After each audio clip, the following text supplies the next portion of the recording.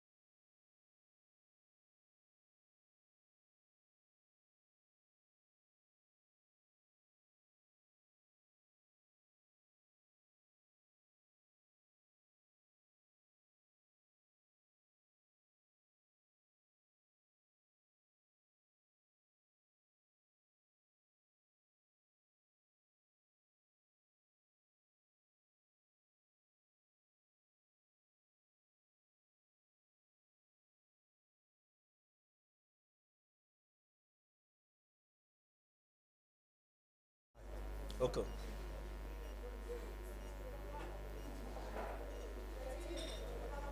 Yes. But after counting, don't disappear and I have somebody else counting. I'll become confused. But go ahead, it's fine.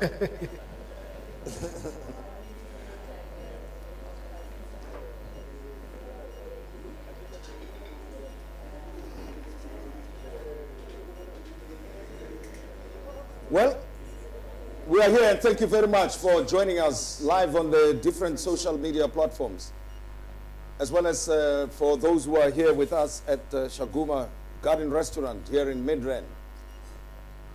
We are going to discuss something that it should be a #1 topic in all the households in South Africa at this time. And that is the issue of food security. All of us need at least 3 meals a day. And there are many of fellow South Africans who hardly get by on 1 meal a day. But the talk is there that we need food security, food security, food security. But food security comes after food production. And it's quite an involved process, this food production. It's what we commonly call agriculture. But a lot is involved in agriculture, the whole economics of it. And we decided that let's have a discussion about this because there are individuals out there and here at Shaguma who are very much interested in this topic. So I invited a good friend of mine who happens to be my chairman at the Sem Mutsonyane Foundation, Paul Ntsabele, who's an agronomist, a very promising young man involved in agriculture business himself, being part owner of a seed production facility near Johannesburg and other agricultural activities that he's involved in, and as well as being a member of the Agricultural Chamber of Business, otherwise known as AgBiz. So he will talk to us about the whole business of food production, food security, and the economics of it. Another good friend of mine, Mulimi, the rapper, hey Tada, who sometimes when the going gets tough, I suppose, on land, when birds steal the seed and the rains are not coming down and he feels morose and bluesy, then he breaks into a poem or a lyric or two just to get going. otherwise a very popular rapper for that matter, but that is his side hustle. His main hustle is farming and food distribution. So they are here to talk to us about the whole story of food production, and thereafter, later, the second panel, I'll be talking to my guests who are real farmers, and they'll tell their practical story of what's going on in their respective operations.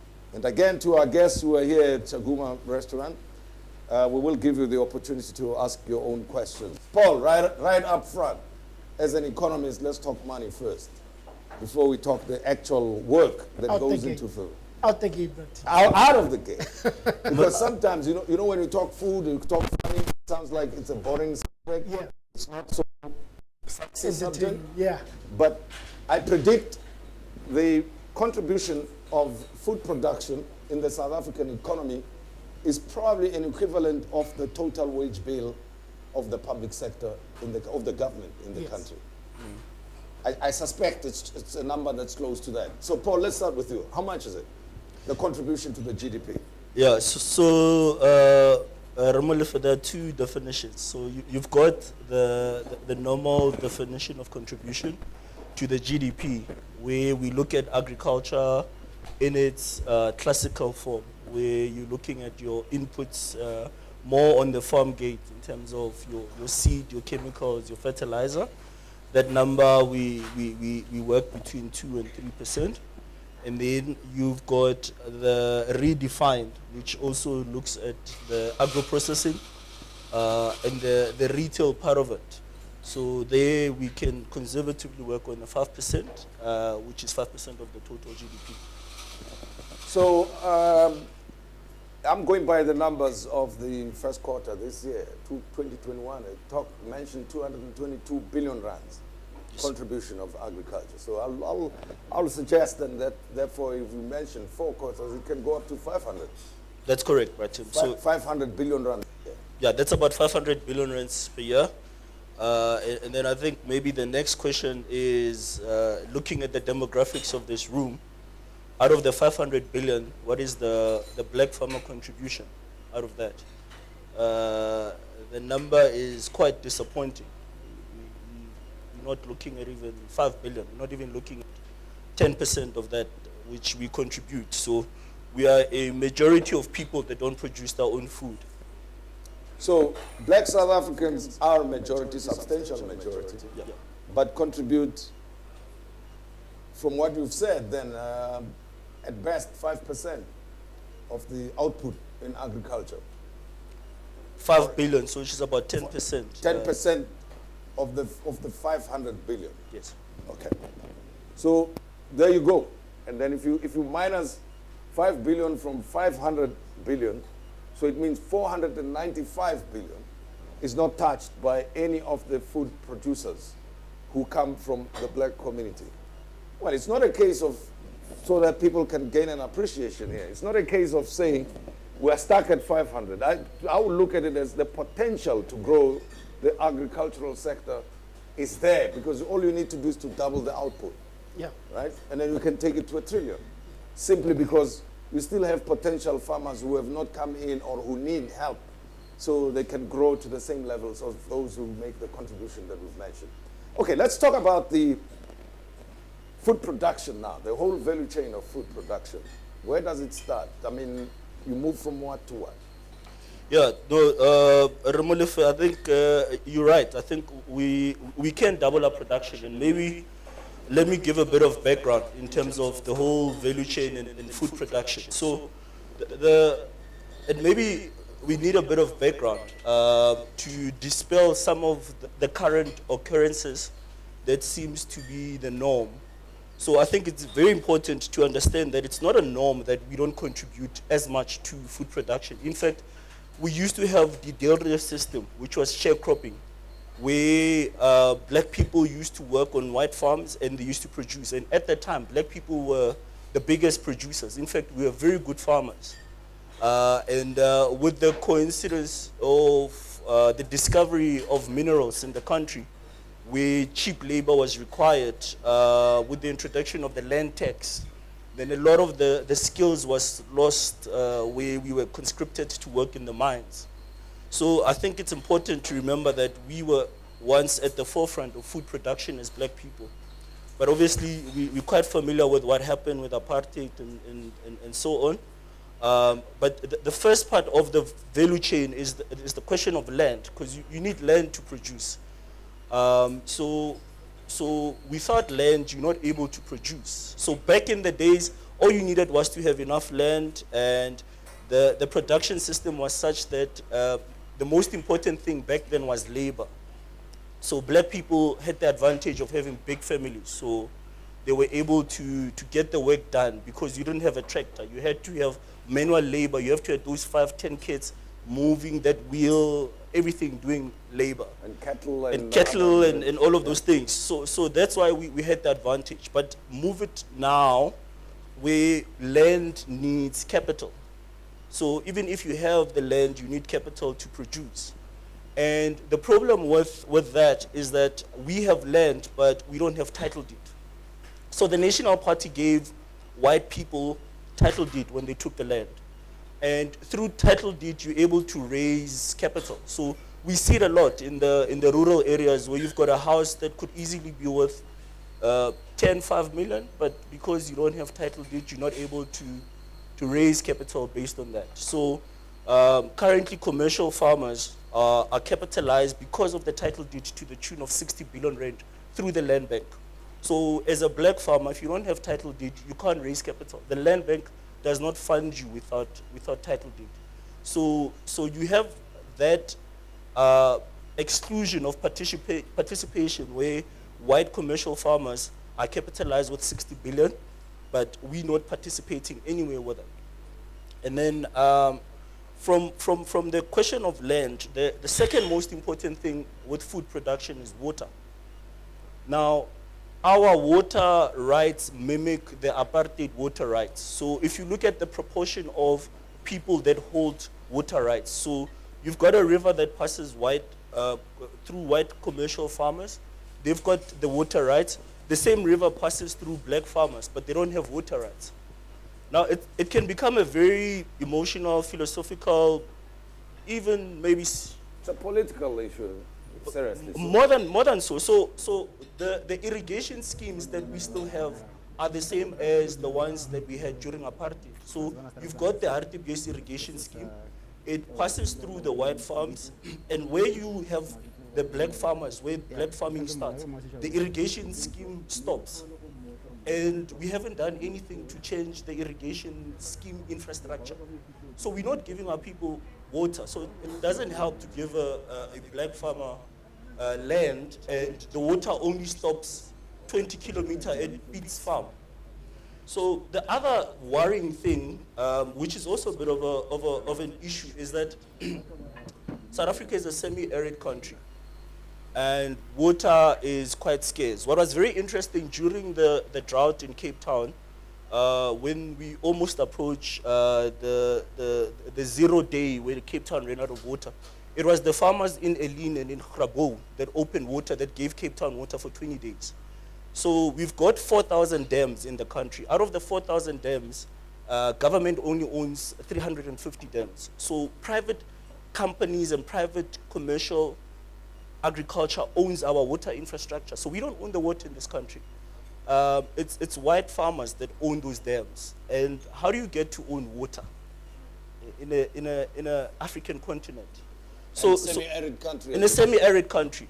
So we're going to have problems, Bratim, because farming requires water. So I mentioned land, I mentioned water. Now, if you look at what the National Party did with the land bank, the land bank's mandate was to provide a quasi-funding that involved partly soft loans and partly grants. So the white farmers that we see now, it's almost giving a black farmer a Beetle, an old Beetle, and you give a white farmer a Ferrari and you say, guys, race. And when the white farmer driving the Ferrari gets there, you say, you know what, congratulations, you're a very good farmer. And you're a very good driver. And you say to the Beetle driver, you know what, forget the fact that your top speed is 100 kilometers per hour. You're a very bad driver. So during apartheid, white commercial farmers were given grants to produce. In 1994, we changed the mandate of the bank. In fact, it's more expensive now to get funding from the land bank than it is from your commercial banks. What's very interesting is that globally, agriculture food production is subsidized by government, whether it's EU or it's America. And in South Africa, the irony of it all is, if you look at the land bank book, it is over 98% white, meaning that the land bank is used to fund white farmers. And how do they do that? They do so because within the bank there's a facility called the wholesale facility, where it is not given to individuals. It's given to corporates, your corporacies, as they call them. So they on lend to the corporacies, and what does the corporacies do? They on lend to their own kind and their own farmers. And those books are white. So it's a huge problem that black farmers do not get funding, they do not get support. They do not get grants. You go to the DTI, you go to the PIC through the Sibaya Fund. Even funding that is developmental in this country, the proportion of it that goes to black is quite scary. So you don't have the title deed, you don't have water, you don't have funding. So now, what's the other thing that's involved with production? It's the skills. So you need the skills. So the extension farmer ratio, meaning that an extension officer is someone that goes to your farm that gives you technical advice. So the extension farmer ratio is 1 to 1,200. So it means one extension officer has 1,200 farmers that he needs to give advice to. If you look at a typical seed company, and if you look at their tomato portfolio, they've got over 200 varieties. Each and every variety behaves differently depending on where you plant. So for a government employee to know the technical detail that's required to give that technical advice to 1,200 farmers, even if this guy works and sees one farmer every day, that's only 365 farmers a year.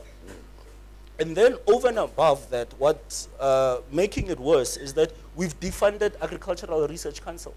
So the ARC back in the days used to be one of the most well-funded research institutions for agriculture that used to go and create varieties and solve problems using science of white farmers in their area and meet them at their level and say, at your level, what is it that I need to come up with, the innovation, the technology, the science, to make sure that you are productive.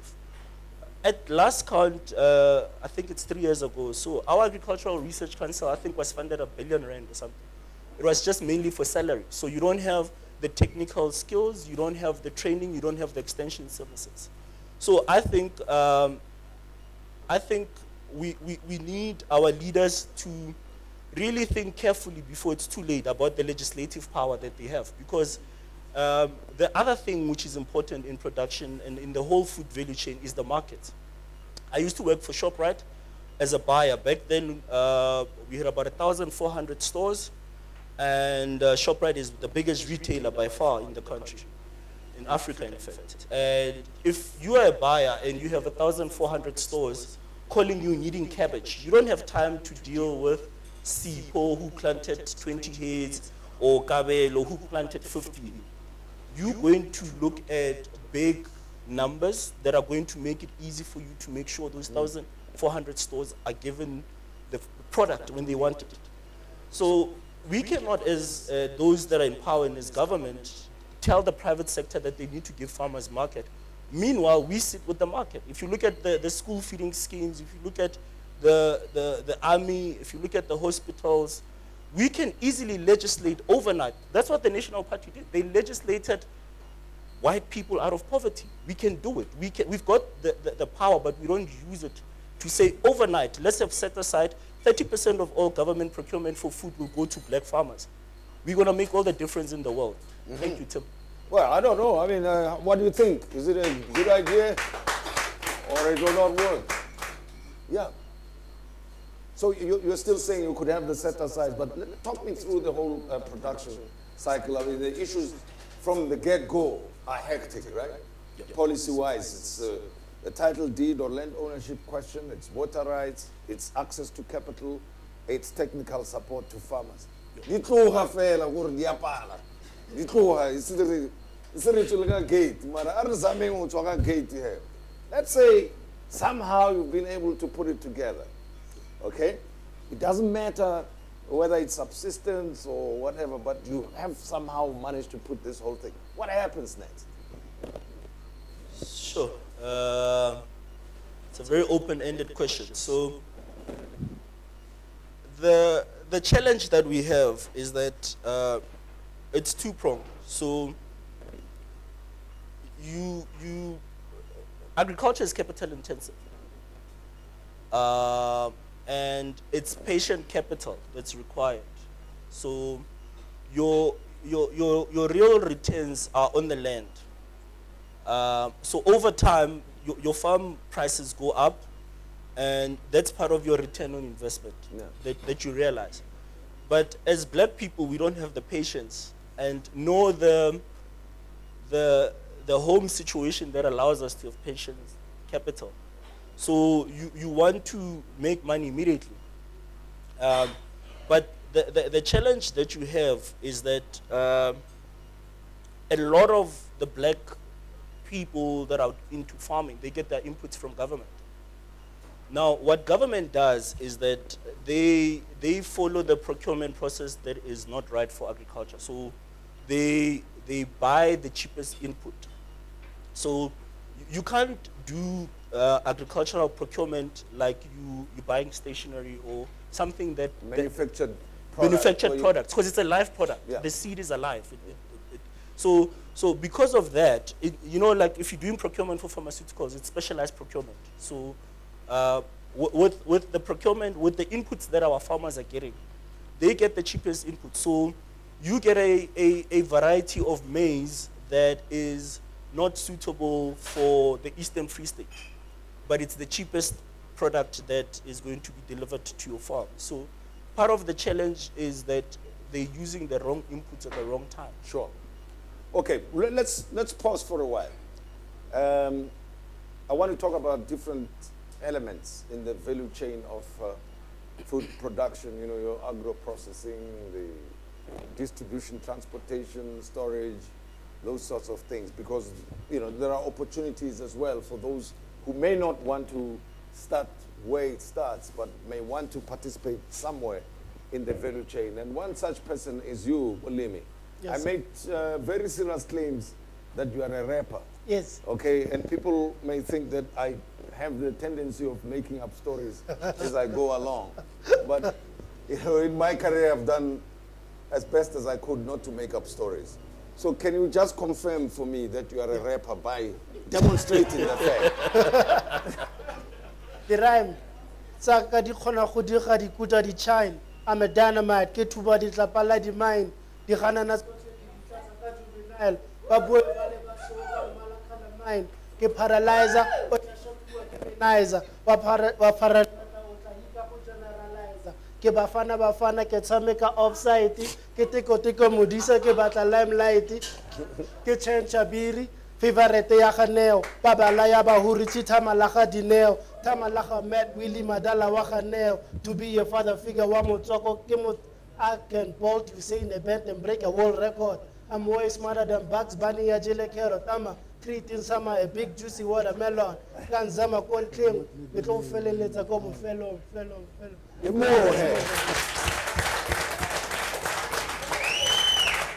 So, how fake? Yeah, I mean, the rap is on the local Palama bicycle, Hey. Yeah, spoken word, I think, really rare boka, my brother boka, kocha, rotli, and then they treat rap very easily. Interesting what you say, because it always seems as if there's something weird about being a farmer and a rapper, but in a time where every farmer was a teacher. Everybody had been retired as a teacher and became a farmer. That was the generation, of course, coming out of apartheid. But today you find medical doctors are farmers, accountants are farmers. So Politicians are farmers. yeah. Big farmers. So farming is one of those beautiful careers or professions that everybody must be. you must be a TV anchor and a farmer. Oh, I must be. You have to be a farmer. Okay. Because food production, the need to eat, is everybody's responsibility. So Riskabua fail and food security, food security. No, it's nothing special about being a farmer. Everybody can throw a seed in the soil, it will grow. I've had some of my friends, Baba Linte Mono, telling me exactly about that and who are into farming. But tell me about your own personal involvement in farming. I mean, what do you do and how do you go about your business? I'm a son of a farmer, G-man, grandson of a farmer, Motlapeli. So I come from a land of farmers, but there's nothing special in the black community. We all come from farmers. But at an early age, I chose to follow my father in his space because it made sense to me that this is something I can do till I die. Farming. It will never go out of fashion. And actually, in the time of crisis, it's even more profitable. Yeah, so... But it does have its own fair share of problems, isn't it? Yeah, those are political, like Paul has been explaining. Yeah. All the challenges he has stated today, I'm a case study of that. Yes. As a black farmer, you know, access to land, access to water, no security, no funding, no capacity to produce, no ability to supply the market, stuck at the bottom of the food chain. So this is the reality of a black farmer in South Africa. I wish, you know, our story, as we tell it, was not as sad, because it makes me sad, the way you tell us the stumbling blocks, you know, in a way, you know, people sort of, why are we talking about it in the first place? But how are we going to bring about change unless we engage or confront the issues that must be dealt with? But practically, what do you do, farming-wise? Fortunately, I come from a generation, you know, so from the hip-hop, we always learned that you could take your brand and turn it into anything. Grew up in a time of Bush and John, what was Jay-Z's, Shankara, and all of those, what Master P came. So we always knew at a young age that we'd be able to take our brands into anything and make it come alive. So I've grown into really operating in the marketing space of agriculture, based on the network of people who know me and my access to markets. So buying and selling, putting farmers at a meeting point to access markets, because that's our biggest challenge. We do not have the right direction to the end user, which is black people in this country, the consumer. So you're looking at 1, 2, 3, 4, 5 major stores in this country who are running the distribution of food everywhere. Even in the townships, they anchor every mall that's coming up, and we don't have a chance. We don't have a black supermarket. And we can't replace kiwi from Mamang's shelves because they've known each other for 50 years. But from your experience, I mean, what is it that makes it difficult, whether it's the retail arrangements, and maybe it speaks to the distribution as well. But what makes it difficult, do you think, for the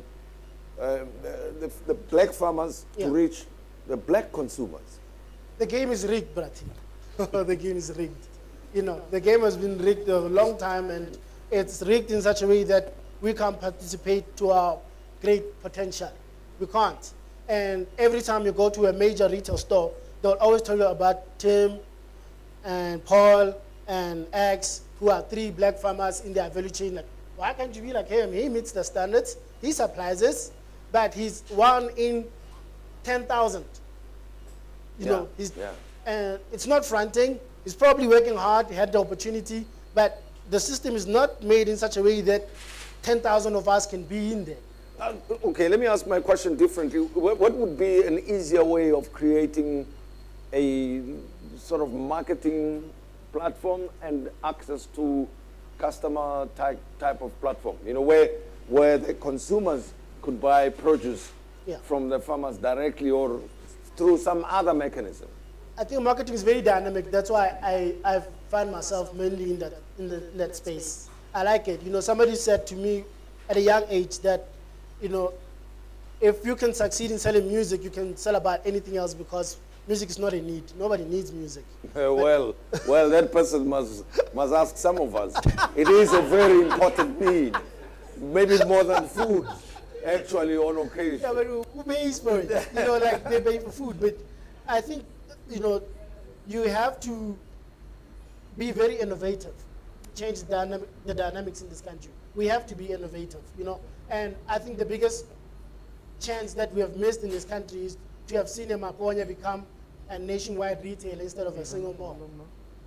You know, Yeah, yeah. because that's what we need right now, Yes. to inspire that new generation of retail points Yes. where the black farmer can have access to the market easier, Okay. you know, because first you have to compete on standards, then you have to compete on quantities, then you have to compete on consistency.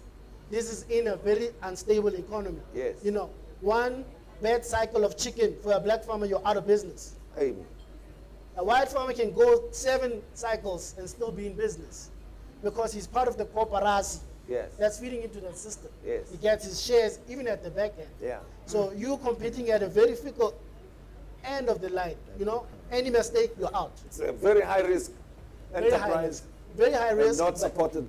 Yeah, not well supported. Yeah. I mean, commercial farmers who are black are facing this risk. If you are a grain producer, I know a friend of mine who's actually a mentor from Bloemfontein, who was a big maize producer producing about 5,000 tons a year, you know, with big tractors. It took him 3 droughts straight in a row, I think 2011, 12, and 13, to put him totally out of business. And then the state or whatever the agencies that are there, developmental funding. St. wants agencies. its money. He wants his money now, and they want their money. And Yeah, no, sell I mean, you out. those who work with development in the country, couldn't they probably maybe come to his assistance one way or another? The saying will never go away. Black men, you're on your own. Yeah. Take Okay. it for what it is. Now- I've been funded, passes by the Department of, especially in the Northwest. I have to accept because I would be dishonest to say I've never received something. But if the government's best effort is to give me 50 hectares production, it has not taught me how to fish. Yeah. It has given me a fish. Because next year I still need to go back and ask for more. It's not enough for me to feed myself and still go back and reproduce. Yeah. But that's all you're going to get from the government, 50 hectares worth of production.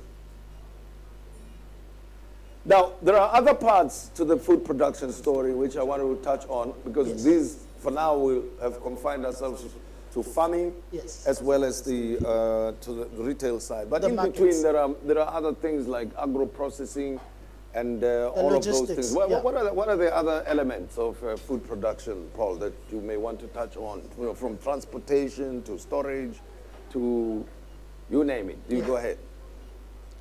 Yeah, so, but I think maybe before I get into that, I want to just add to what Mulim is saying. That, Yeah. you know, the government will fund you 50 hectares and is not teaching him how to fish. I think the problem is that there's a confusion of policy. So we tend to confuse commercial farming with subsistence farming, where our intervention policies are structured in such a way that they cater to subsistence farming, but they don't take into account that the most important thing is the constructive minority that you need to produce. So if you have 50, if you say as a government, I'm going to create 50 commercial farmers in every province for a year, for the next 5 years, those are the guys that start corporacies. If you have Mulimi integrating all those other farmers under his Mulimi brand that supplies through him, and you support him to become a commercial guy that can supply a Pioneer Foods, Yeah. PepsiCo, whatever you want to call it. Yeah. That's where we're going to make a dent in the system and have a sustainable agriculture that is inclusive of black farmers. But that's And it addresses the security element because it's one thing to say food security, but it's another to make sure that you have capacity to produce food across the board in the country, right? Under all conditions. Yeah. Yeah, Yeah. This is- But anyway, going back to my question on the different elements of food production that I raised with you. Yeah. So it's quite a dynamic, very interesting industry. I remember a few years ago when I was studying agronomy. First quarter I went home and I was talking to my friends and they said, you're studying to drive a tractor. You know, it doesn't make sense. Why would you go to tax to go study driving a tractor? But I think it's the lack of exposure from our side in terms of the different elements. So you get the farming part of it, and then you get the financial aspect of it. So there's the private equity part of the agriculture where they're doing agricultural deals, and the investment banking part of it, the financier part of it, and then you get the commodity trading. So what happened was, and I think it was one of the questions that you asked him to say, what is it that can be done to improve on the market? So before 1994, we used to have the marketing boards. So the government used to provide an offtake for all the produce.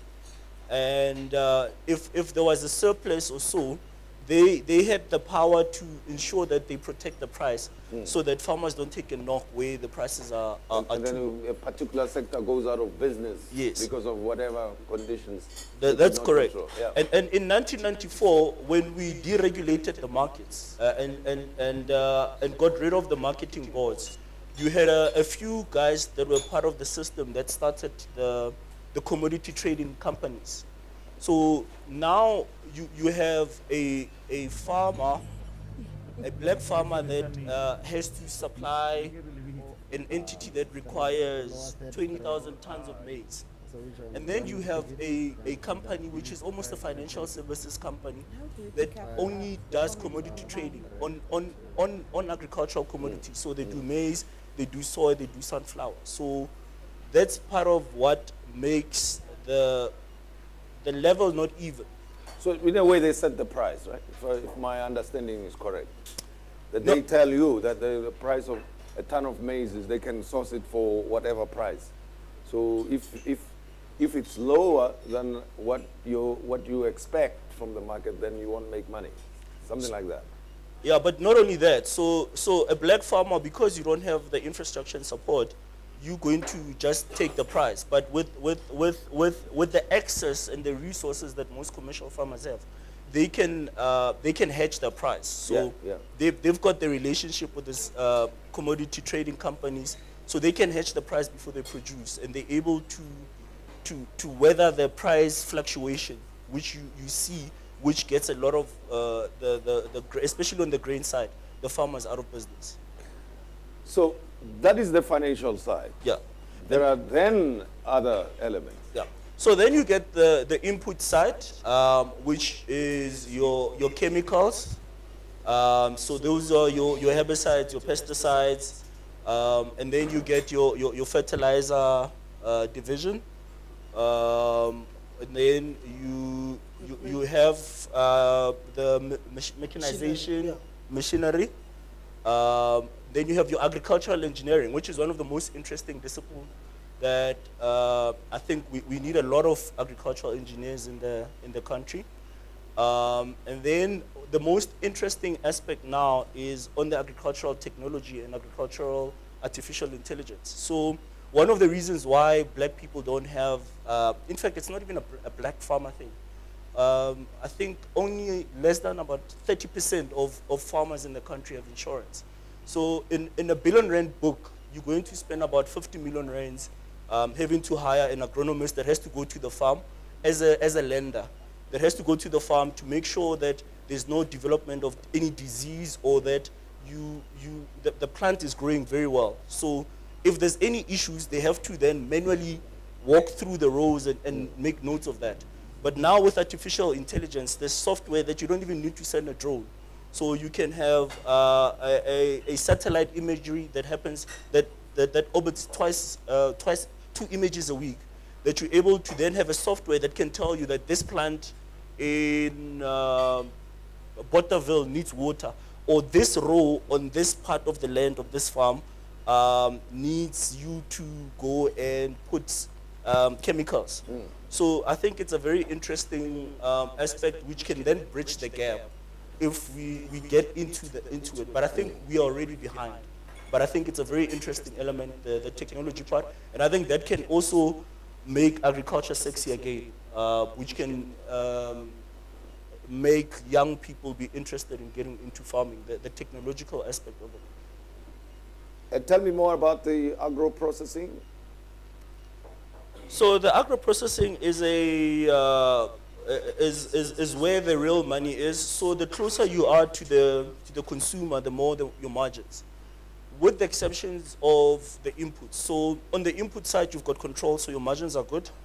On the farming, it's the most risky part of the value chain because you don't have control over the weather. So there's a lot of unknowns and factors that you don't control. So I can't control whether there's an infestation of white flies that come to my tomato farm.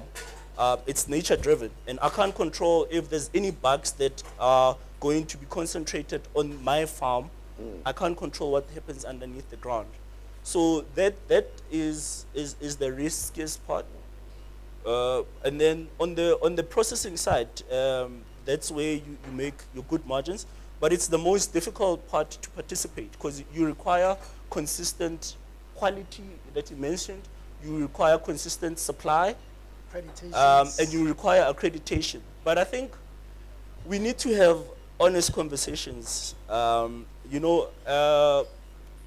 So we tend to shift the goalpost. So we have white farmers that are able to supply, even if they don't have accreditation, but the retailers make an exception to integrate them to pack houses that have those certification. But often with how it's set up with the black farmers, they are outright denied that opportunity to be integrated and to grow and to make a mistake. We need to make a lot of mistakes as black farmers. But the system is in a way that, you're expected to perform as someone that has 50 years of institutional farming memory. It's not going to happen. And then on the export side, because that's another area where South African farmers overall are doing very well and have earned the country foreign exchange. Obviously, if we increase the cake, would be, having much more foreign exchange coming into the country. But the way we're going about it, as per what you said, we're tinkering with the system.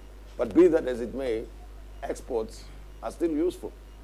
No, they are, and I think we're missing an opportunity in this crisis. As they say, there's an opportunity in every crisis. So, one of what happened with the hard lockdown last year is that a lot of African countries import their food. So, last year Africa spent 40.6 billion rand US dollars. Sorry, 40.6 billion US dollars. So it's about, I don't know, with the 15 rand exchange rate, almost 600 billion, or so 620 billion, importing food. Now, the challenge was that with the hard lockdown, some countries started locking their harbors, and a lot of the food into Africa is transported by sea. Okay. So you had some countries that ran the risk of not having food. We're importing food from elsewhere. Okay. Yeah. So it's quite substantial. It's as I said, it's 40.6 billion US dollars that we import. Yeah. So when a lot of these countries closed their harbors, there was no food in a lot of this country, and there was a risk. And I think as Africa and as Africans, it should have made as much noise as it didn't, because there were African countries that were on the brink of starvation because these nations decided to close their harbor because of COVID. Now, we missed an opportunity. So our export is 10 billion US dollars. So we could easily, if we took 25% of that 40.6 billion, we could double our export production as a country by supplying Africa. So you have the African Free Trade Agreement. So if we overnight said that we will make sure that we give Bomulimi and other farmers, black farmers, an opportunity to take 25% of the import market, and we make it clear to the AU that, look, you ran the risk of starvation because these rich nations decided to close their hubs. So you'd rather have South Africa being the one that's dominant in supplying food. Your preferred supplier of sorts. Yeah, and what you do then, you say, because we don't have consistency as black farmers, I'm going to support white farmers to supply Africa, but in doing so, you have to have at least 30% of it must come from Bulling. Yeah. then overnight you're able to grow our export and double it and give black farmers an opportunity. All right. Do you think Paul makes sense? Okay. Well, I think it does. I think it does. And you wanted to add something there. Yeah, one other big opportunity in farming is bookkeeping, accounting. Black farmers need accountants because that's where we lose most of our monies. You know, yeah, you know, the whole banking thing is, it's not, you know, how do I put it? Farmers, we just want to see plants grow. We don't, we don't count. Yes. Yeah, so that's a big opportunity that I think black accountants can actually, if they work closely with black farmers, it's a whole industry on its own. All right, let's pause right there and we all get a sense of what the issues are in agriculture and the challenges that Sorry, Ramal. we are facing. Yes. Maybe to add to what he's saying, and I know it sounds like it's all dark and gloom, Yeah. based on what I've been saying and lamenting the state of agriculture for black farmers. But I think there's also other great things in farming. So farming provides the best tax. Now I must be very careful what I say next. It's not tax avoidance. It provides the most Tax efficient. tax efficient method for businesses. Okay. So if you have a very good accountant, is this recorded? It's not just record. It's actually Well, live. It's live. Paul. Well, Paul, it's live. Okay. It's live. We're Australian. I've got a few board obligations. So I think what I was saying is it provides a very good tax platform. Yeah. Well, the thing is, I mean, there are business people who are watching this and maybe are investing money in other instruments when maybe the investments could be in agriculture or agriculture related Yeah.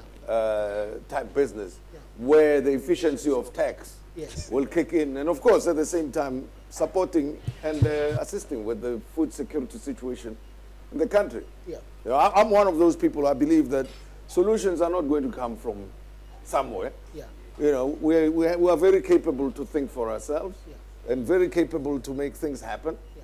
and very willing, for that matter, to make things happen. Yeah. So my big question all the time is, why are we not making it happen? So one conversation at a time, we're trying to make it happen here on the Tim Modise Talk. And we'll be talking to some more farmers who'll tell us about their own real-life experiences with farming. Let's take a break for about 10 minutes or so, and we'll pick up the conversation. Thank you.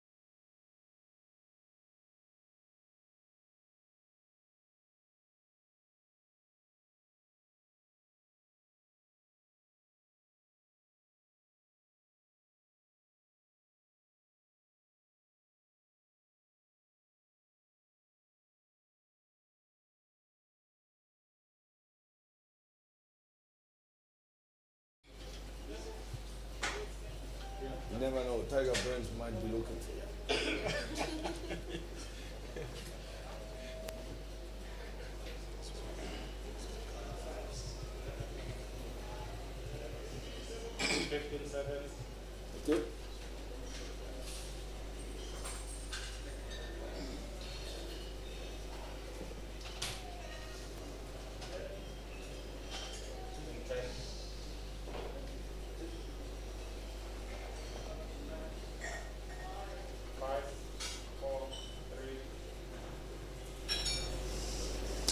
All right, welcome back. And I hope that you are still with us for those who are following this broadcast live on some of the social media platforms. And of course, our friends here at Shaguma know what is going on. We will be hearing from some of them. And earlier on, I said that we're going to go for a break. When we come back, we'll be talking to people who are involved in farming, and they will be telling us about their own experiences and the type of farming that they are involved in. Now, I believe that we should have conversations of this nature, where we raise important issues facing our nation. And the whole point is that one chat at a time, we should be able to bring about the change we would like to see in our own country. Otherwise, we will be grumbling, talking in corners as if we are a powerless people without brains, without capacity to make stuff happen. But we know we can think. We know we are capable of making things happen. We've got the willpower. We've got the capacity. So why not make it happen as we discuss food production and food security? I've already indicated that we've got 3 of farmers who practically are involved in farming, and some of them, believe it or not, are not out in the rural areas dabbling in farming there. They actually are doing it right at the doorstep of a big metropolitan area such as Joburg. So to my guests, thank you very much, Kaleboha, that you agreed to be with us this evening. Let me hear your story, starting with you, sir. Thank you very much, Prati. My name is Tommy Bango. I'm the co-founder of Bango Poultry Farm. I've started the Bango Poultry Farm last year, June 2020. The Bango Poultry Farm is specialized on the special breeds chickens. We identify the gap in the market in South Africa with my business partner, my wife, Maggie Bango. After we realized that there's a big market on the chickens about meat and eggs, but there was other breeds which you can do with the special breeds in the small scale. We are based in Clayville, which we are doing this poultry farm in the 12-meter square space. Since we started our Bango Poultry Farm, we engage with different farmers in South Africa, and we find that a lot were struggling, and we started a Bango Poultry page where we can share more of the ideas and also networking. Our business has been doing very well, but then one of the challenge that we've been discussing with different poultry farms in South African market is that the feed cost is the one that is the challenge, that the profit that we make, we end up spending on the feed cost. And also one of the challenges that the special breeds that we breed, there's a high demand in South Africa, which we also develop a lot of interest of people outside South Africa from Lesotho and also Botswana. But because of the space that we are breeding, which is a 12 meters space meter, and also adhering to the municipal rules, we can't produce more chickens. So we kind of had a challenge of a land, which then we look in options that if we can have a bigger space of land, sure, we'll be able to sustain the market.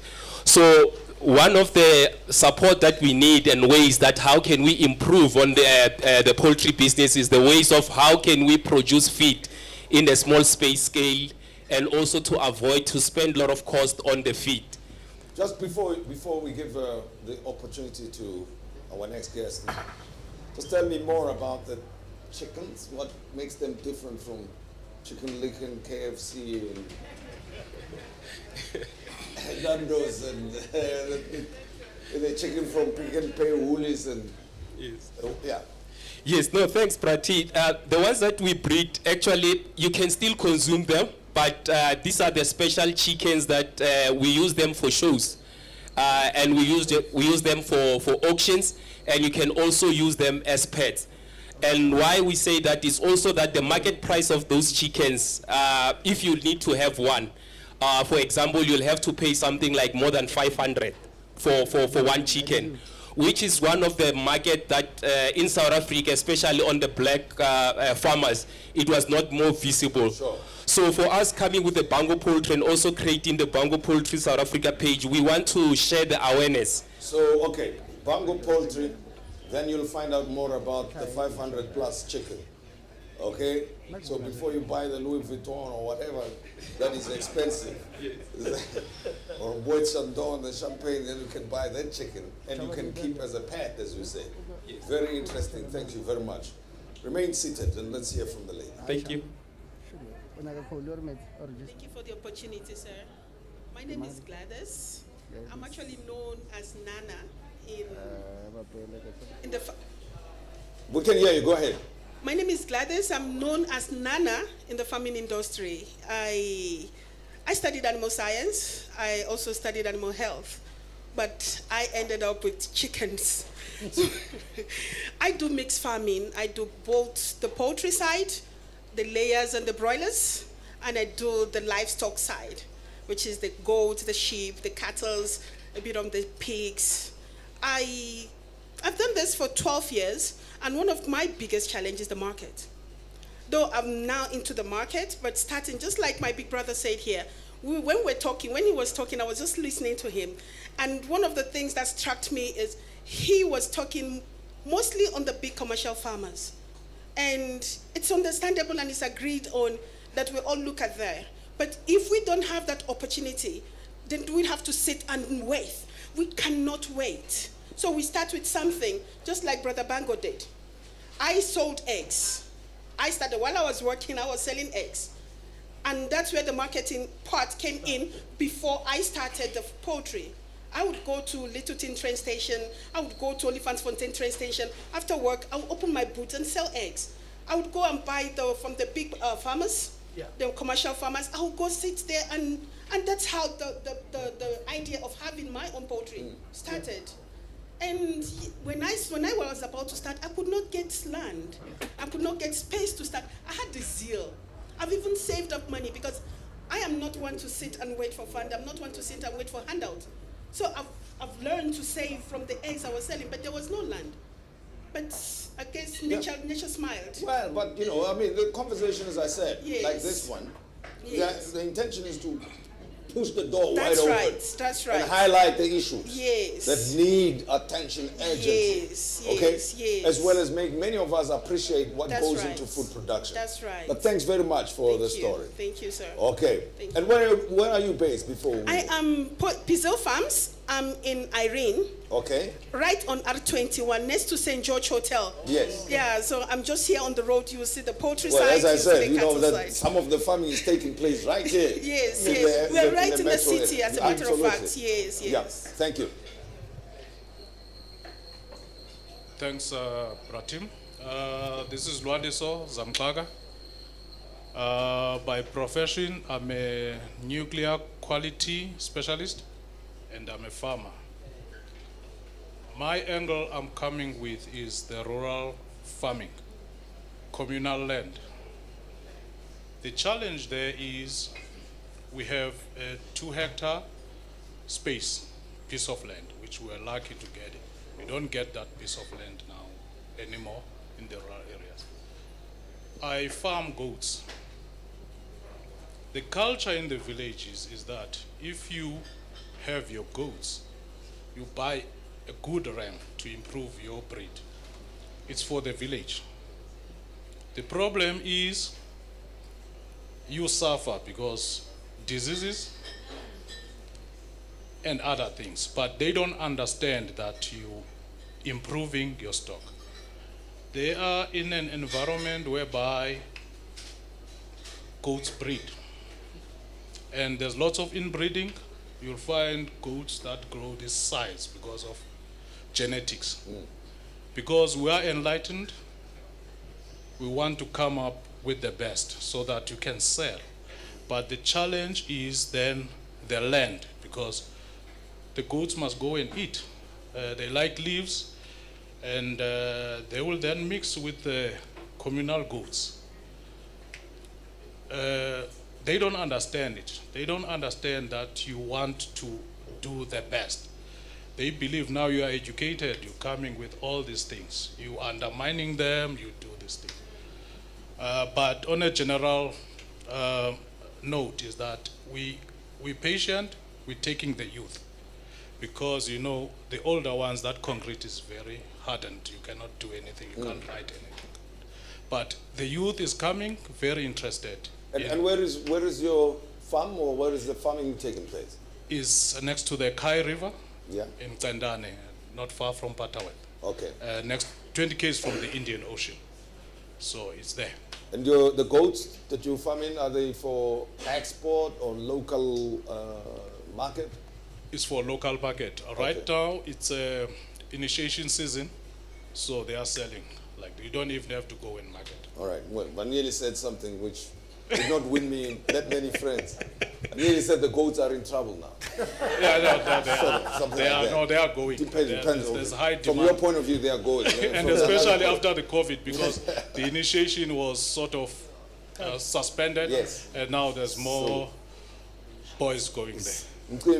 So it's good business for us. Sure. Yeah. So No, thanks very much. Is there a particular issue you want to raise so we can continue talking about it? I would like to ask, how do we adjust? We don't have land. We have to use the communal space.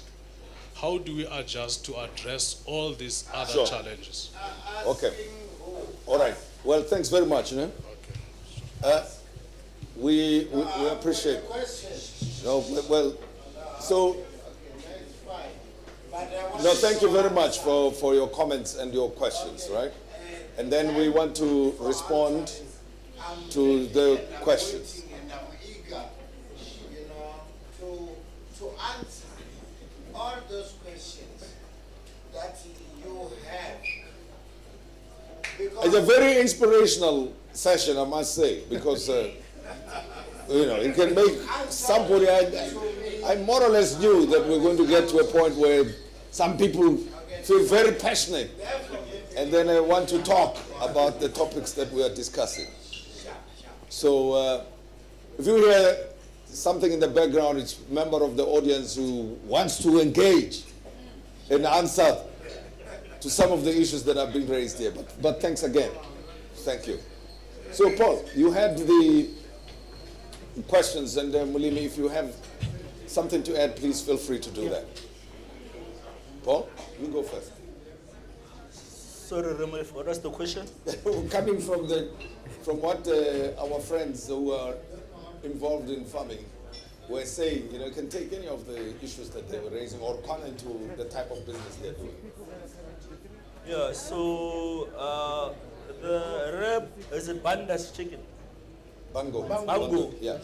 Yeah, I think he's interesting. He's involved in a very interesting business. I think there is space to look at breeding, and it speaks to what I said earlier on, that we defunded Agricultural Research Council. Yeah. So they would come up with the different breeds that speaks to the needs of the community, and it seems he found his niche. I think what would be important maybe for him to think about, because I know there is a great market. You mentioned Lesotho and Botswana. What you would need to do is that we've seen it a lot where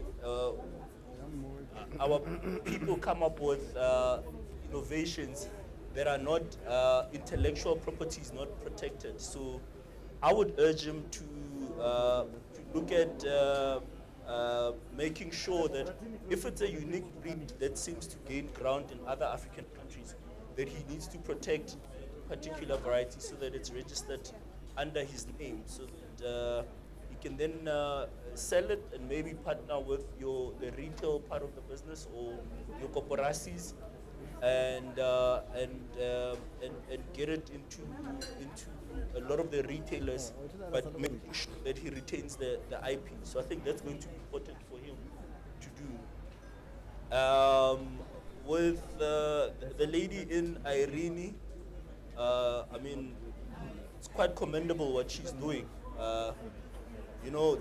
the Bible says, "He who farms waits at tiro ya Modimo." So, you know, you gotta give it up to her to have started with the little bit that she had and expanded on it. And I don't think she needs any advice from it. Seems like she's got the energy, she's on it. Mine is to wish her well, and I hope many more of her emerge throughout the continent. So it's quite good to see people that but yeah, tiro mo matsogong a bona, and get on with it. And the last comment is, the question is, how do they expand on rural land? I think we have to go back to engaging and talking. We don't talk as much as we used to. And I think there's a lot of land in the Eastern Cape. And the Eastern Cape in Tlantani, funny enough, it's one of the most fertile area with one of the highest rainfall. So I think if he speaks to if other chiefs and he make them see reason, I think there is enough land. Yeah. There's a lot of unproductive land in the Eastern Cape. And probably the Department of Agriculture in the Eastern Cape, maybe the provincial one that is, Yep. might assist or intervene one way or another. Yep. Now, Mulimi, let me hear your remarks before Yeah. we hear from I think members of the audience. at the top, I would just want to commend the three farmers who are here for the work they're doing. I think I'm always one who interacts a lot with a lot of farmers from where I am, and it's always pleasing to see a lot of people who start from almost nowhere and get on with the job. I want to comment on what Nana was saying about, you know, hustling, making it happen for yourself. The reality also that we didn't speak about is that the informal market, so-called informal market, which belongs to us black people, is huge. Street corners, street vendors, hawkers, and all these. So there are opportunities. Yeah. You know, it's, you know, we're just chasing the feet that are going into the formal markets because it is also our people who are going in there. Yeah. You know, but also that piece of the guy who stands at the street corner in Cosmo and fried chicken wings, he's making a fortune. You undermine him driving by there, but he probably leaves that station with 3,000-4,000 rand every day. You know, just doing those chicken wings. Flipping chicks. Just flipping chicken wings. Chicken you know? wings around. Yeah. So if you're consistent in that market, you can make it. We've been from working from Koma Fiken Kochai with Sido and other guys that we work with. We do street corner markets. Every day we're sitting there with like 100 bunches of spinach. It's sold at the end of the day. We're selling at about 15 rand, which you will never get from a supermarket. If I put it in a street corner through social media, people can drive from the other side of town to come support specifically you. And if you're consistent in that space, you can actually make a little bit of money from producing a little. Yeah. So it's all about how we're going to move into the new age, use especially digital marketing to change the face of how we put product to the people. Yeah. All right, thanks very much. As I said, I'm going to give about 6 opportunities to members of the audience here to Can share I with just us say their views. also quickly before we pass, with what brother was saying, you know, when you look at the mining town, town like Poke, how they've taken, they own the land, right? It's theirs, but now they've turned the mining business into a business. It's not like everybody has 1 hectare of a little mine there. You know, it's a whole business. They work together. It belongs to the It's community. run by special people, Yes. you know, doing that business on behalf of the community. Yeah. And a lot of our villages could do that with agriculture actually and make a fortune. Use their land in such a way that it works as a commercial farm, Yes. get funding for it, get professionals to run it as such, and it would actually create a lot of money back into those In a villages. cooperative sense, sort of. The business, business creative. models, instead of cutting up lands into Yeah. little pieces where Yeah. everybody is, Yeah. you know, so we also need to look into that on how we are using land that is allocated to us. Sure. To maximize output. All right? Yeah, I think it's a fair point. Without wasting time, let's start with you. There's a microphone in front of you. Just identify yourself and then make the point or ask the question. Evening, ladies and gentlemen. My name is Pindile Langa. Fortunately, I live up the road. I'm a small-scale farmer, and I would like to say I watched a program on TV where Mr. Molimo was featured on, I think it's Living Land. Yes, Living Land. And also there's another program that is called African Farmer. And I would really like to encourage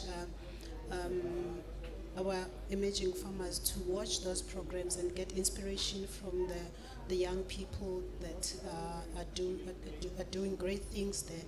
And also, what I would like to say is that we need to focus on training.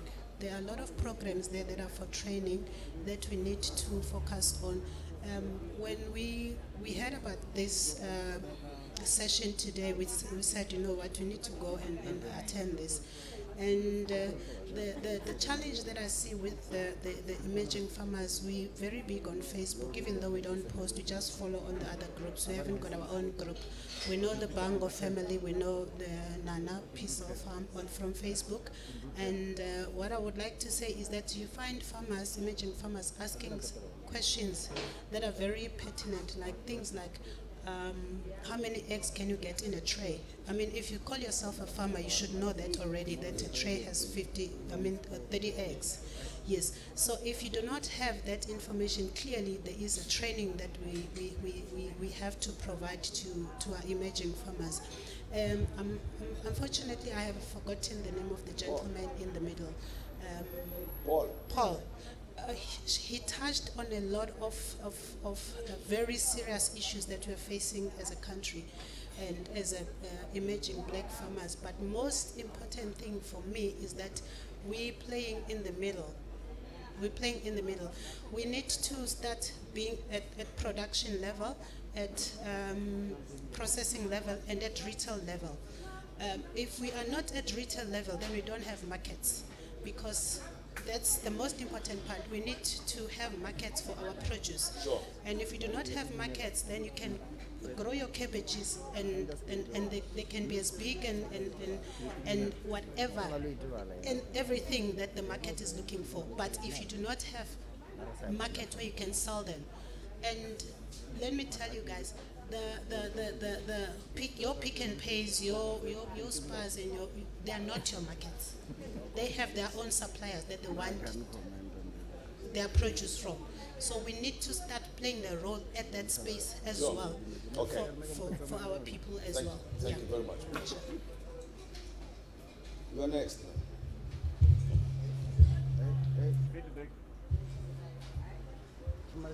Yeah, my question is a little bit silly, but I'm really interested to hear the response. I am not a farmer, but I'm an enthusiastic gardener. And my question is, what is your opinion on GMO, genetically modified food? He's laughing, he must know something that we don't. So yeah, my question was that, what is your opinion on genetically modified food? And also that we hear a lot of conspiracies about GMO, and I would like you to indulge us and tell us if they are true or not. And if they are true, is it justified for science to override nature? Thank you. Thank you. My name is Muzi. I'm a farmer. I farm with poultry, broilers, commercially. Started around 2007. And but the unfortunate part is that I don't have a value chain. I am supplying the value chain. So I'm working in the space of the previously advantaged people who are knocking us from this side to the other side. We are price takers, we are everything. So it is quite interesting, all the views that have been raised here. Mine is not a question, but just to comment on a few things. that exist, you know, in the agricultural space, which are problematic. You know, just in 2019, we were called with some of the other black farmers, because there are quite a few commercial, you know, black farmers. I mean, we're producing right now almost 900,000 broilers per cycle. You know, so 900,000. A cycle is your production cycle, which is from about six weeks. 6 weeks, then Yeah. 900,000 broilers. Yeah. That's quite substantial. And we're supplying your big commercial companies. The one thing that I wanted to highlight is that we were called to go and discuss and craft a master plan, poultry, what was called a poultry master plan. And I see Paul is not, he probably knows about it. There is a problem, a serious problem of political will out there, where our leaders are just not they sort of dangle what needs to happen, and they call you in and rope you in, and you come in, but nothing really happens.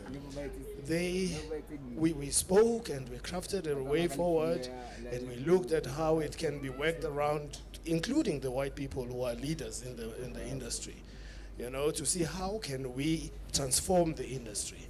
And part of it was we needed to create a black value chain, poultry value chain, and looked at how can the market be you know, created, because already you cannot really penetrate your checkers and your shop price.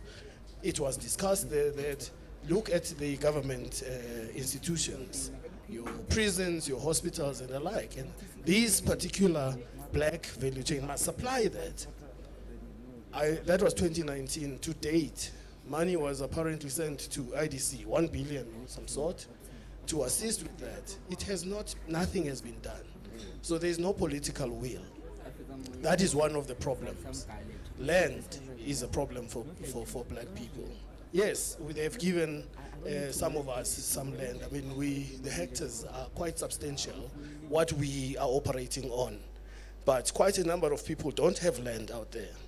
And the programs that have been crafted don't talk to the land that you are given, because you get a lease for which was now, you know, crafted as a 30-year lease with an additional 20-year, which is 50 years.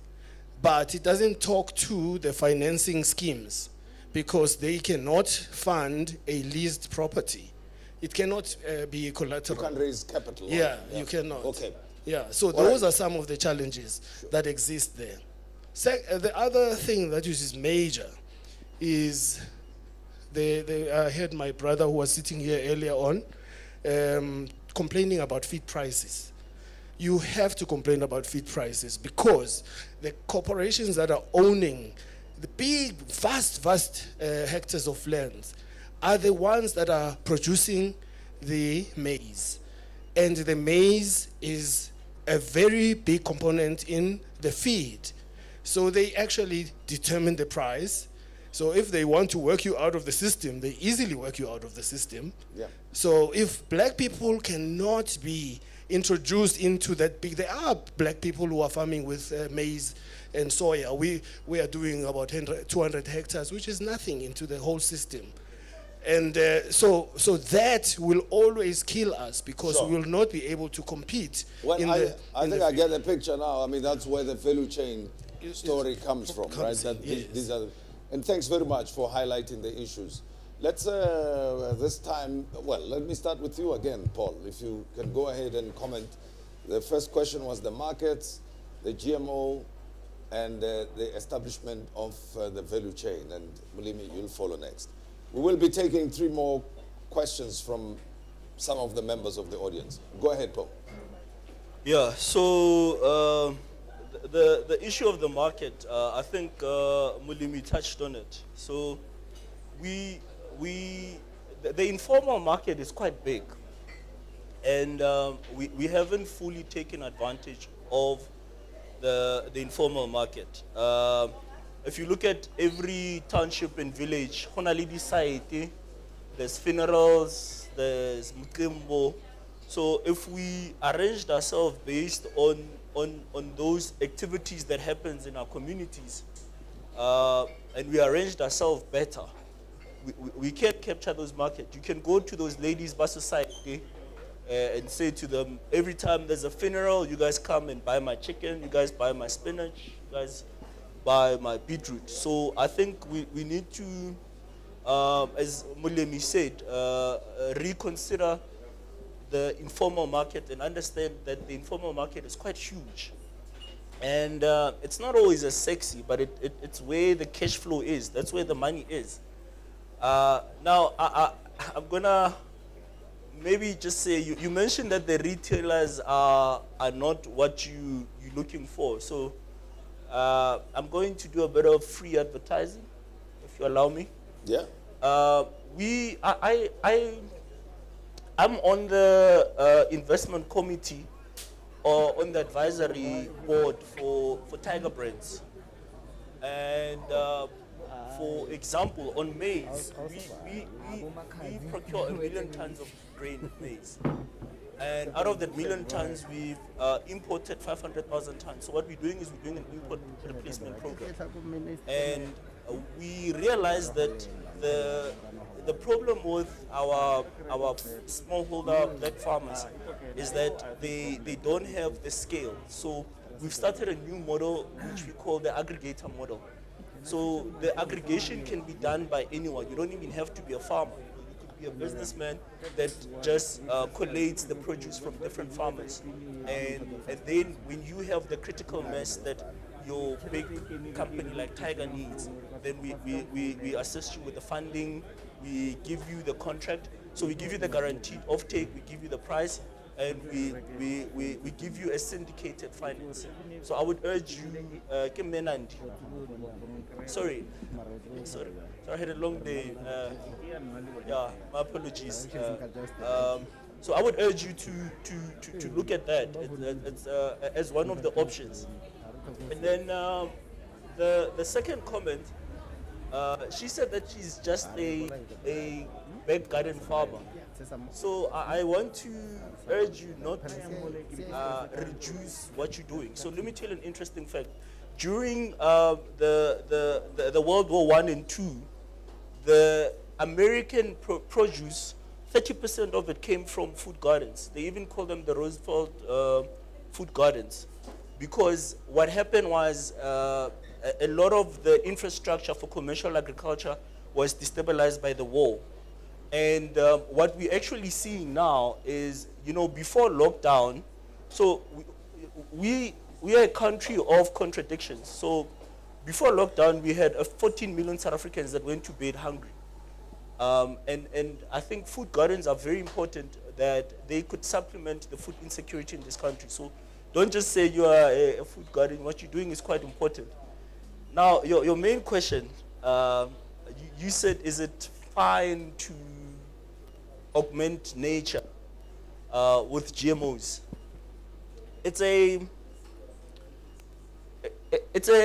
I'm going to answer it from a scientific point of view. I'm going to not answer it from a religious nature point of view.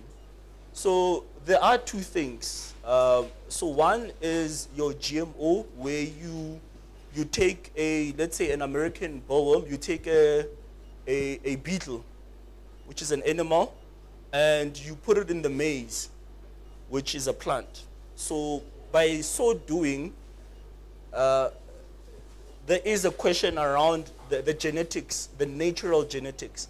And then when the beetle eats that plant, then the enzyme in its stomach it gets disrupted in such a way that it dies. So it protects your crop.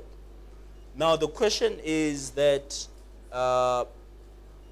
has that had a implication in, if you look at America with the discovery of GMOs and the rise in obesity, diabetes, and all of those things, the question is it a coincidence or are they related? Now, it's not an easy, conclusive answer that you can give, because there's so many different aspects that can be added into the final outcome, that you do have proponents of and those that are against GMOs. But I think if you look at the amount of production that we have to do, given the land that we have, is it a question of starvation or producing enough food? But I think, and that's where the opportunity lies with Africa. So Africa has 60% of the world's most arable land. So we as a continent have the last piece of land that is not productively being used.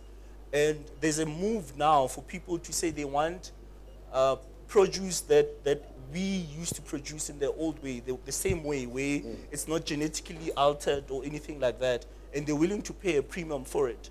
And the belief is that health-wise, you don't run the risk of what you see. And I think we saw it with the chemicals. There's a case, a very interesting case, I think 2 years ago, in the early 90s, there were people that said glyphosate, which is one of the Roundup Readies, which they spray on maize. They said that it causes cancer, it's cancerogenic.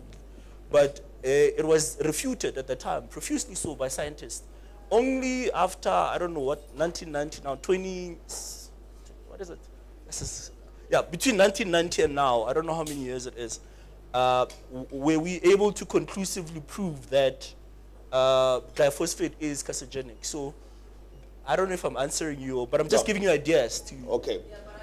Well, let's. I get the point. And then, Mulimi, would you comment on the value chain question?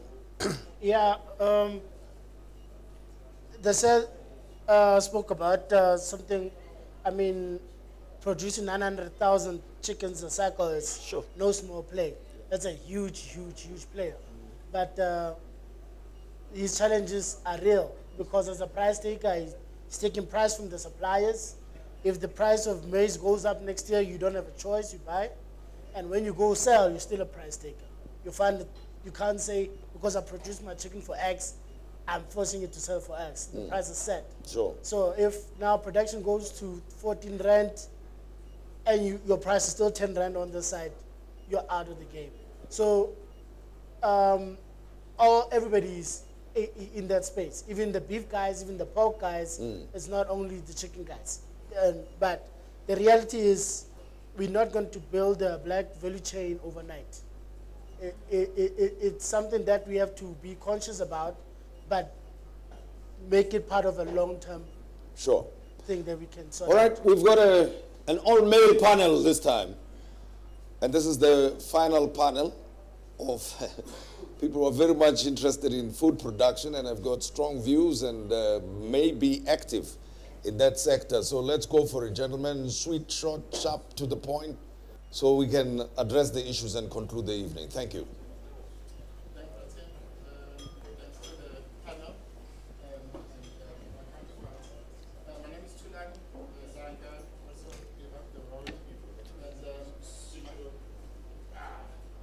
Is it on? Press the button. Yeah, Okay. we can Thank start. you. Take Thank you, take two. Pratim. Yeah. Thanks to the panelists as well as my counterparts and the ones that have come through before me. I've only got a few topics that I want to touch on. One, probably the challenge, which is everyone else is complaining about, which is the supply challenge.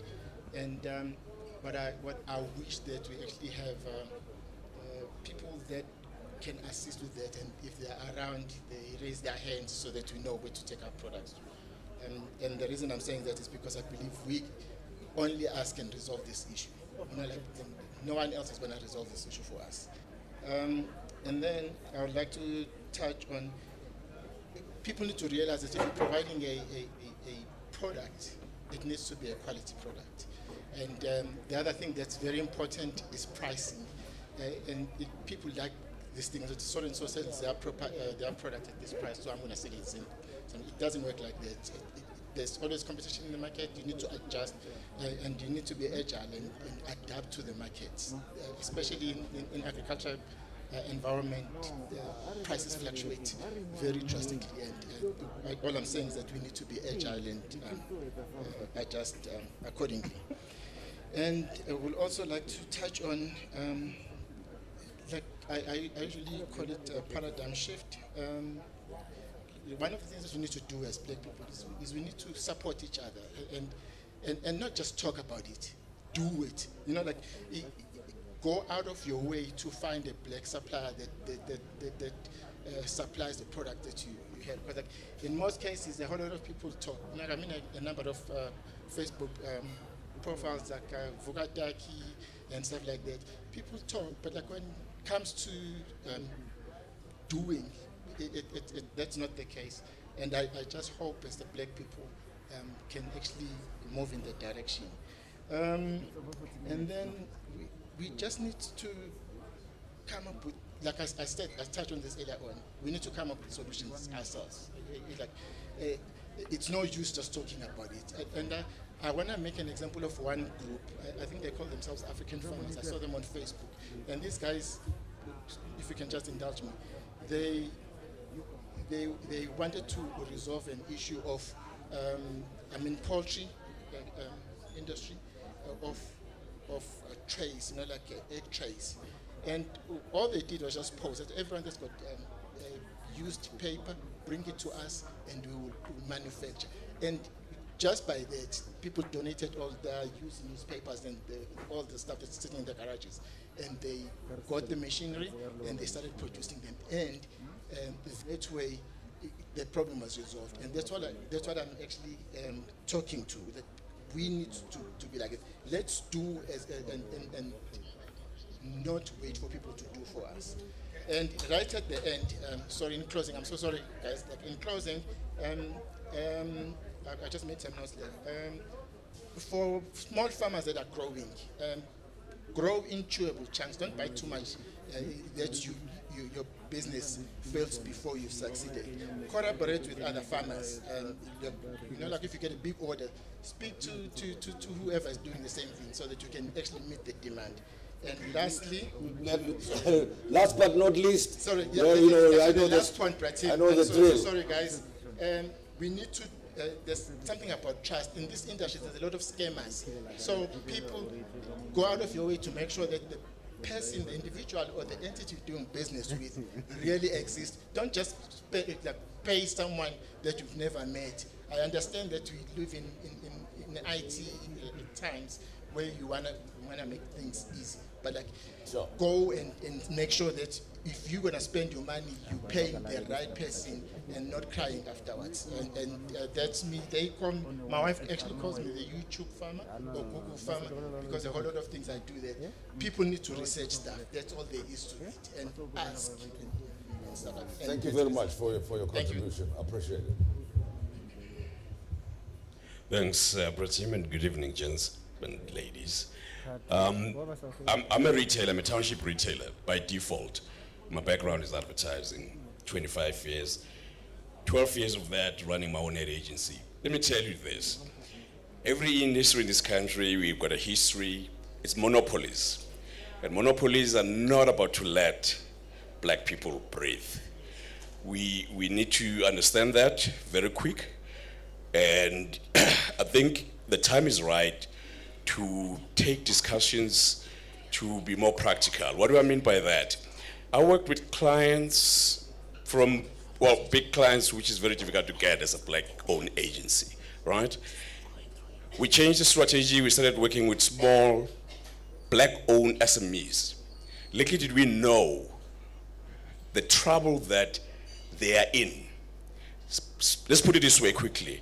We had a client who bought an asset. It was a confectionery business with a nice brand. And he was listed with one of the big retailers.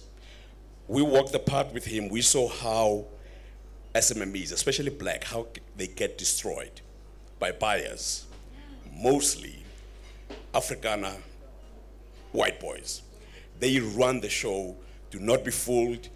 You can have the best of products. The chances of you listing in these retailers is next to zero. So what do we do about that?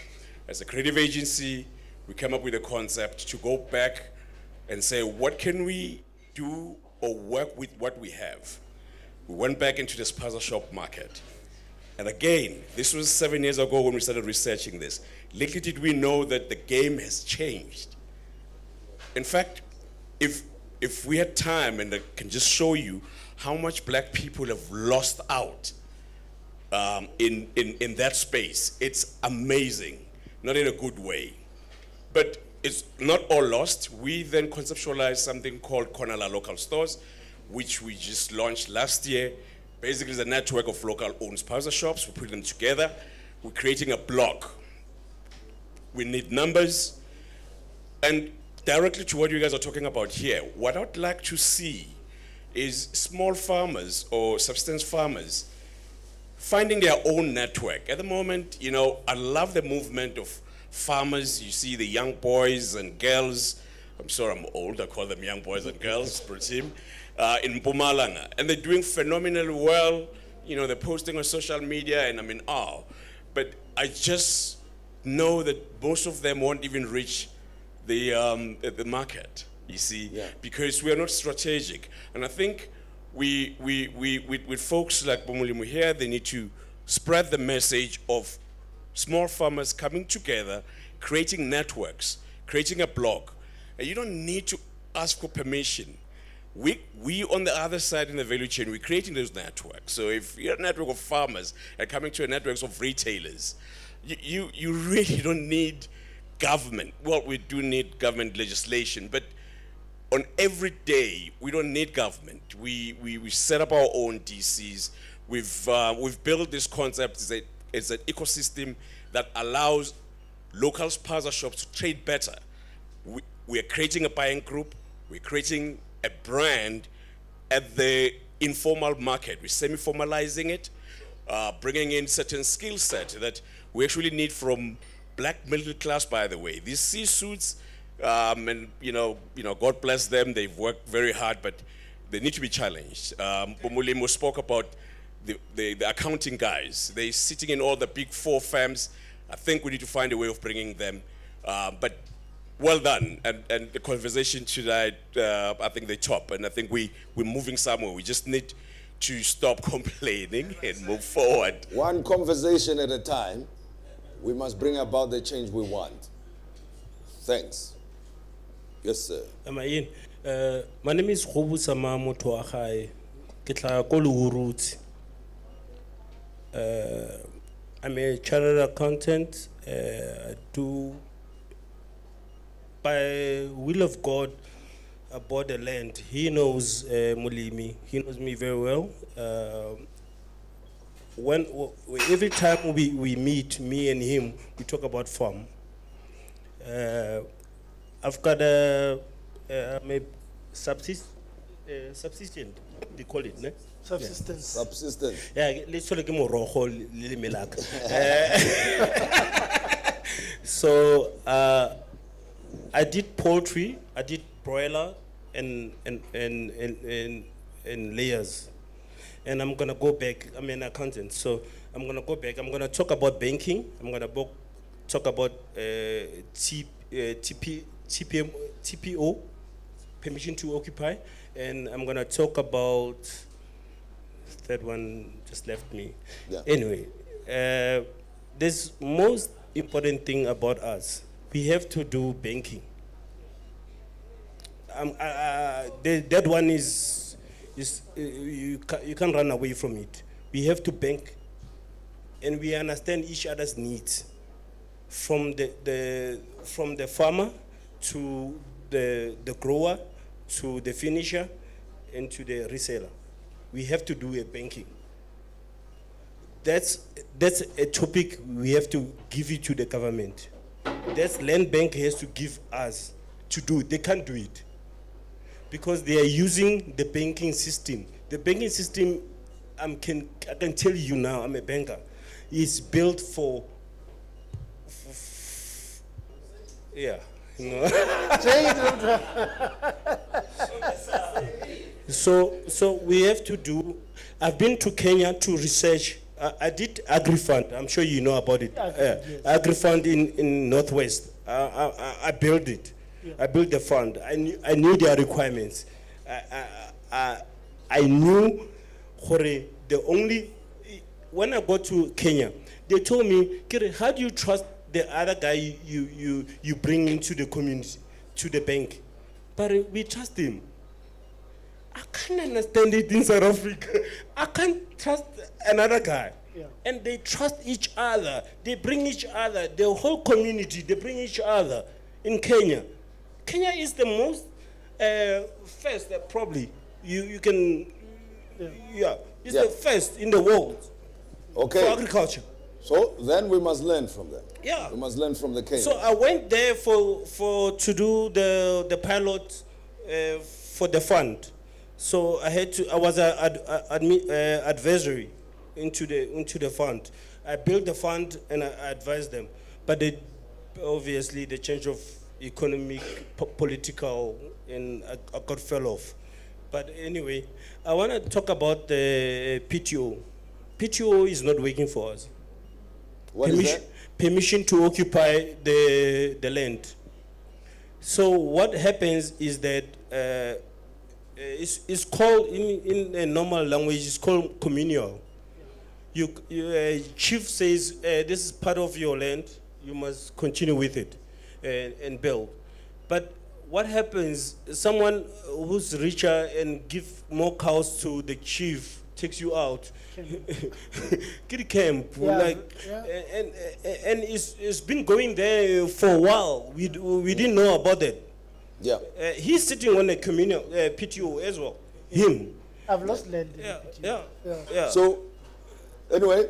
Yeah, I'm gonna. Yeah. I will summarize more choice. Hey, I had a good point. Maragiri, it has escaped you. For now, or you remember it now. But I like my points. Make the point. Make the last point. Well, you're still on the floor, but I must remember my points. No, but you've forgotten it. If that's the case, then you've made good points. Okay. Well, let's start there again. Yeah. And then I'm told we're going to take, at least from the social media, we received some questions. So just to respect the fact that people engaged us via that, we will respond to them, and that will be the final round of this session. So Paul, you go first, respond. Yeah, I think throughout history, what we need to remember is that it's always the middle class that brings about change. The middle class is close enough, it has a platform and it has a voice. And I think earlier on I mentioned the constructive minority, and I think we're engaging with the constructive minority here. There was an issue mentioned about the master plan. I think we are too accepting, and we need to stop being too accepting. We need to impose our need into the plans and the implementations of what happens in this country. We need to, there's almost a favorite pastime for the black middle class to take a back seat and let things unfold. And I think it has not worked. We need to be proactive. So the question is, how do we look at everyone that was here that has an iota of influence in their different spheres and arrange a black group that can do what the broader bond did, where you have this constructive minority black agri-business farmers that go and impose themselves into the conversations, but also into arranging what we need as black community. So we cannot have the biggest contribution as the government employee pension fund, yet the investment of these funds are given to white businesses, and we don't have an agri fund that funds black business. So we need to be proactive as black people. I think we've tend to just accept the status quo. We need to challenge it. And I think it's Haircut. right? Yeah. Things happen to us, to people, and people don't happen on the things they want to change. But it shouldn't, Bratim. I give my grandmother money aside. I pay my grandmother's money aside, and if there's a funeral, I'm the one that pays for her to contribute. So that money that society buys the veggies, those veggies, if we arrange ourselves and look at the Stockful market as black producers, we can easily capture it because we've got direct influence. To say to my grandmother, BBC Society or Modise Society. I know the chairperson as my grandmother that's being a member there for 30 years. So I can then go to them and say, every year when you guys buy for the funeral or umkimbo or whatever, then you guys need to buy from more. So we need to be proactive. Yeah, I think it's a fair point. Thank you very much. And believe me, any remarks before we go to the social media issues that have been raised? Yeah, a lot of valid points. The brother in the middle was talking about the innovation of the Konala block of businesses. I think that's a great model, something that should be nourished, that talks to the value chain that we're talking about. We have to have a lot of those so that one day we are able to turn it into a unit block that really runs. But we can't just start off. I think it's brilliant that stock first like that, such of innovations start up in every corner, so that by hook or crook, a little bit by little bit, we eat into a chunk of the value chain. And lastly, the point raised by Datim Twahai, of course, the issue of banking is very close to the issue of funding. We really have to improve in how we access money to be productive, because agriculture can really address the issue of unemployment in this country very quickly if done properly. There's a professor in Bangladesh who started a banking model for women farmers. It's the Grameen Bank. The Grameen Bank model, yes. And they say the Grameen Bank is one of the banks that the credit is paid better than anywhere else in the world by those small farmers, because they appreciate that effort that that they would have not gotten anywhere else. Yes. The fact that somebody is willing to borrow the money without security, that trust, they take it so serious that they make sure they stay in the system. There's this bank for women and so on. So those kind of ideas, we're not seeing them develop. Well, at least we're sparking the thinking, at least. Yes. And the discussions around Yes. it. I'd like us to take the last round of questions from the media platforms. Yes. Social media platforms. Hi. This is Meki Bango. I'm a co-founder with Tommy Bango, and I'm here representing Bango Poultry Farm. We have asked a question of the challenges that South Africans are facing in the agriculture industry, and most of them have been answered. It's land, cost of feed, and also the government not supporting. But I'm here to stress out about unemployment. You have mentioned it now. There's a lot of people that are unemployed, and they have land, but they don't know how to go about it. So I urge you guys to just network with farmers, to learn more, go on social media, learn about the different kinds of breed. We specialize in poultry, by the way. Just learn more about the different breeds that you can do. We started in a small scale. We started with 3 chickens, and now we are a brand, and we are doing very well, and we are still growing. So I just want to stress out that just network, go on social media, know more about whatever that you want to breed. It can be poultry, it can be cattle, it can be whatever, livestock. So I just wanted to stress out, and I just want to thank you for all the advices and information. No, thank you very much, ma'am. Well, this is how we come to the end of our session this evening.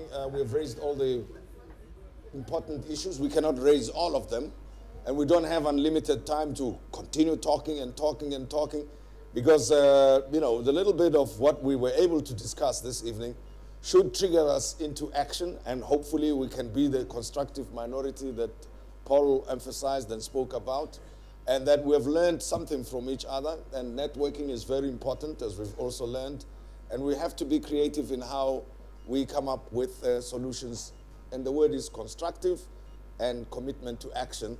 Those are the concepts that I'm picking up from here. Because I'm your friend, Mulimi, I can indulge or ask for a little bit of indulgence. That I'm shaping verse 1 or 2 so that it's my you can repeat the same. Yeah, of course. I also thank you, Bratim, for the opportunity. Sure. Also, having learned about Dr. influence on the space system, you know, the original agronomist, Yes. as we can you may imagine, but his contribution through NAVCOG, you know, I think that's a very solid foundation, something that I want to support and be a part of going forward. And we'll be very, very pleased. You're saying it in front of my chairman here. Yeah, I'm trying to so show his shoes. We'll take you up on that with immediate effect. Before you indulge me with that short verse, that's fine. Paul, just a brief closing remarks. No, thank you, Remolefe, for the invite, to the host, to the farmers that are here, to everyone that indulged us. Re lebogela monyetla ona, and I hope we're not going to have these conversations 10, 20 years from now on. I hope we will arrange ourselves and go, and power is never given, it's taken. Yes. So we must go and take it. It's us for the taking. Thank you. Thanks very much, Kalebo Haliluna, for coming around and, you know, making sure that we have this focused conversation on food production and food security and the opportunities that exist.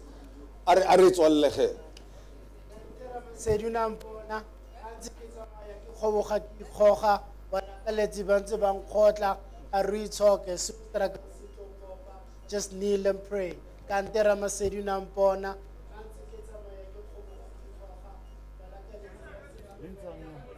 Cut to it. Good. Thank you. And thanks to everybody, the production team, much appreciated. Shaguma Restaurant, thank you for hosting us this evening. And of course, my friends, members of the audience who attended this session, thank you very much and for your inputs. Much appreciated. Cheerio. I'm gonna slide.